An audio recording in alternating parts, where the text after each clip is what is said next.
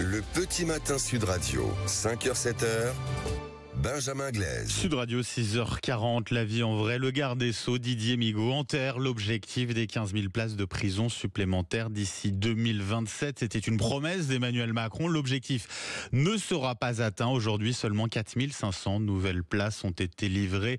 Laurent Donat, vous êtes toujours avec nous. Bonjour. Oui, bonjour. Et merci d'être sur Sud Radio ce matin. Vous êtes secrétaire local adjoint FO Justice. Comment expliquez-vous qu'on n'arrive pas à construire comme ça de nouvelles places de prison? J'ai envie de dire, à qui la faute, Laurent Donat?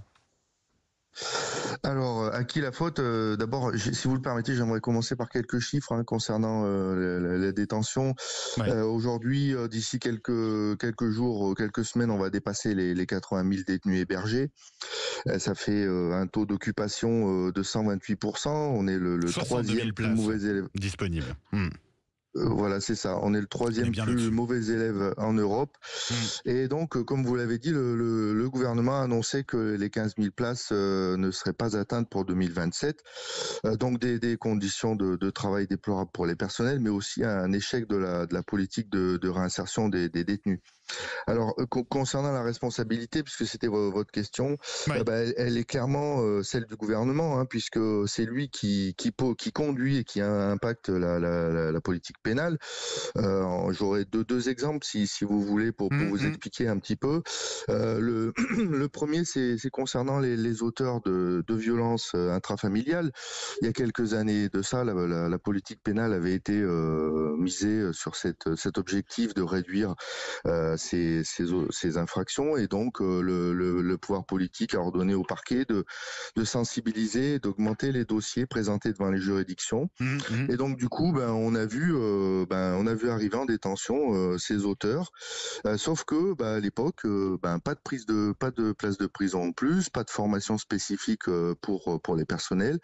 Donc très clairement, le travail, on nous donne pas les moyens de faire notre travail comme il faut. Oui, Laurent Donat, alors vous avez entendu les propos du ministre du garde des Sceaux, Didier Migaud. Il dit aussi qu'il y a une responsabilité de la part des élus locaux et puis des Français globalement qui ne veulent pas en fait d'avoir de nouvelles prisons près de chez eux. Ça aussi, ça joue?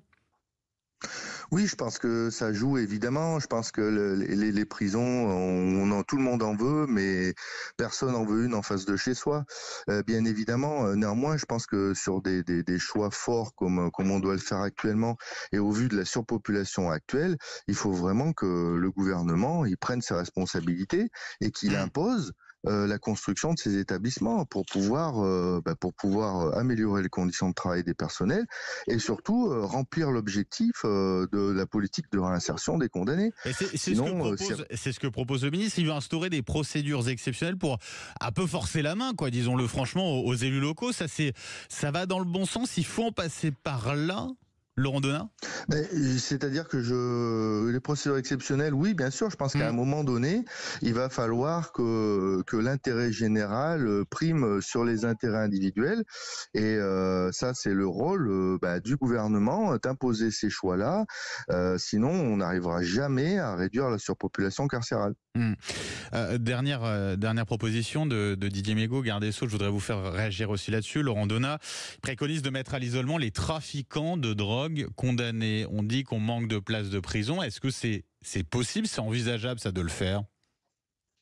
Non, c'est pas envisageable. J'ai vu comme vous les annonces concernant la criminalité organisée la semaine dernière. Ouais. Tant qu'on n'aura pas construit des places de prison supplémentaires, ça va être extrêmement difficile de mettre en place cette politique de gestion de la criminalité organisée.